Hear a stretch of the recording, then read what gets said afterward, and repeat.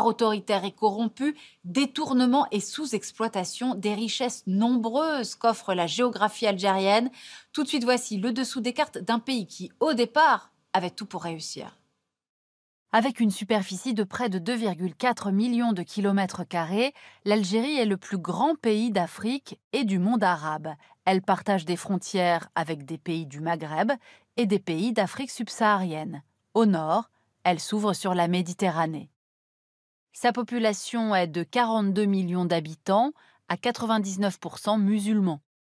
Les Algériens sont en majorité arabes, mais avec 27% de la population, les Berbères revendiquent leur identité. L'Algérie est divisée en 3 zones climatiques. Au nord, la bande côtière d'environ 100 km de large bénéficie du climat méditerranéen. C'est là que vit environ 90% de la population et que se situent les principales villes du pays, Oran, Alger et Constantine. On trouve ensuite la zone de montagne et de hauts plateaux semi-arides. Et au sud, la zone désertique, celle du Sahara, qui recouvre les 2 tiers du pays. C'est là que se trouvent les richesses de l'Algérie. Des diamants, dans le Hogar, des mines d'or, d'uranium, de tungstène, près de Tindouf, du minerai de fer, du phosphate dans le Djebel Onk. Les gisements de pétrole et de gaz sont, eux, principalement localisés au sud, avec le bassin de Hedjelé, plus au nord, avec le grand bassin de Hassi Messaoud, au centre, avec le bassin de gaz naturel de Hassi Armel. Les hydrocarbures sont au cœur de l'économie du pays.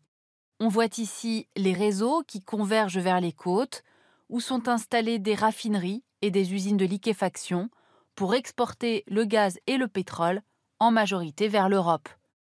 Les hydrocarbures représentent 98% des exportations du pays et 60% des recettes de l'État. On l'aura compris, c'est la principale rente de l'Algérie, une rente qui fragilise le pays face aux fluctuations des cours. Et une rente limitée dans le temps, car le pays dispose de réserves réduites, 21 années de production de pétrole et 54 années de gaz. L'Algérie est donc riche d'abord par son sous-sol et s'est enrichie avec l'augmentation des prix du pétrole à partir de 1973. Malgré cette manne pétrolière, l'Algérie n'a pourtant pas vu son économie et son développement décoller, en raison d'une histoire politique chaotique, et c'est ce qu'on va voir maintenant. Le pays est devenu indépendant après les accords d'Évian en mars 1962, signés entre la France et le Front de libération nationale, le FLN, mettant fin à 132 ans de colonialisme et 8 ans de guerre. L'Algérie hérite alors d'un secteur agricole dynamique, vin, céréales, agrumes, et d'un secteur pétrolier en développement qui représente déjà près de la moitié de sa production industrielle. Elle dispose aussi d'infrastructures économiques de base. Mais le départ en 1962 d'1 million d'Européens qui occupaient des postes d'encadrement dans les entreprises et dans l'administration va affecter la situation économique du pays, d'autant que l'économie algérienne reste une économie de rente, exportant une part importante de sa production vers la métropole. Au niveau politique, avec le coup d'État de Houari Boumedienne qui renverse Ben Bella en 1965, le régime s'oriente vers une structure bureaucratique et militaire sur le modèle de l'Union soviétique. Des réformes économiques sont lancées et passent par la nationalisation des hydrocarbures. L'idée est de développer avec cette rente pétrolière une industrie autour des grandes villes côtières, Oran, Alger et Annaba. Le pouvoir en place parie alors sur, dans un premier temps, le développement d'une industrie lourde qui générerait, dans un deuxième temps, le développement d'une industrie légère. Le FLN a réussi la première phase de ce plan, mais la seconde n'a jamais suivi. Par ailleurs, ces réformes se heurtent à d'autres problématiques. D'abord, le vaste territoire algérien est synonyme de déséquilibre en termes d'aménagement et de répartition de la population, concentrée, on l'a vu, le long du littoral. Et puis en 1986, la chute des cours du pétrole assèche les ressources nécessaires aux politiques de redistribution. Facteur aggravant, la population a quasiment doublé depuis 1965, ce qui alimente déséquilibres urbains et mécontentement de la jeunesse et des travailleurs. Alors, dans la foulée, une série d'émeutes et de grèves va forcer le régime à s'ouvrir au multipartisme.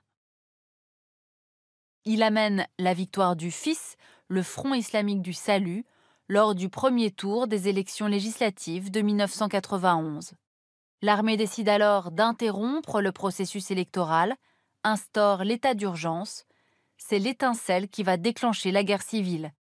Entre 1992 et 1999, le conflit reste concentré dans le nord du pays, opposant l'État algérien à une multitude de groupes islamistes d'obédience diverses. Ce conflit fera entre 150 000 et 200 000 morts. Après 7 années de guerre, c'est Abdelaziz Bouteflika qui est élu président d'un pays traumatisé. Il va mettre en place une politique de réconciliation nationale, amnistier les anciens belligérants de la décennie noire. Bouteflika va contribuer ainsi à rétablir une forme de paix et de stabilité, mais sans régler les problèmes structurels du pays qui vont donc perdurer. Et c'est ce qu'on va voir maintenant. Grâce à l'argent de la rente pétrolière, Bouteflika lance une importante réforme agraire visant à atteindre l'autosuffisance alimentaire du pays et met en place une politique de développement dans les secteurs de l'agroalimentaire, de la métallurgie, de l'automobile, de la mécanique et de l'électronique ainsi que du tourisme. L'Algérie dispose en effet d'un véritable potentiel touristique. Un littoral long de plus de 1200 km avec des plages sablonneuses, des criques de galets et des maquis qui tombent directement dans la Méditerranée. C'est au plateau qui offre des paysages magnifiques, le Sahara et ses parcs naturels du Tassili et du Hogar, qui constituent des merveilles géologiques et archéologiques. Tout cela pourrait faire de l'Algérie une destination touristique privilégiée, d'autant qu'elle est plutôt bien desservie par les compagnies aériennes. C'est pourtant loin d'être le cas, avec 2,8 millions de touristes étrangers par an contre 10 millions pour le Maroc et 7 millions pour la Tunisie. Car en Algérie, les aménagements ont été stoppés par la guerre civile et le pays longtemps déconseillé aux voyageurs. Et puis à l'absence de véritable promotion d'une destination, s'ajoutent les difficultés rencontrées par de nombreux voyageurs pour l'obtention du visa algérien. La disponibilité et l'état des infrastructures touristiques constituent un point noir pour tous les professionnels du secteur. Pour remédier à cette situation, les autorités ont accordé ces dernières années des agréments à plus de 2000 nouveaux projets de réalisation d'infrastructures hôtelières. Les résultats des réformes d'Abdelaziz Bouteflika sont donc faibles, d'abord à cause d'une mauvaise gestion étatique. La majorité des capitaux ayant été absorbés par le développement des infrastructures. Et puis en raison de ce conflit qui existe entre l'État et les grands entrepreneurs industriels.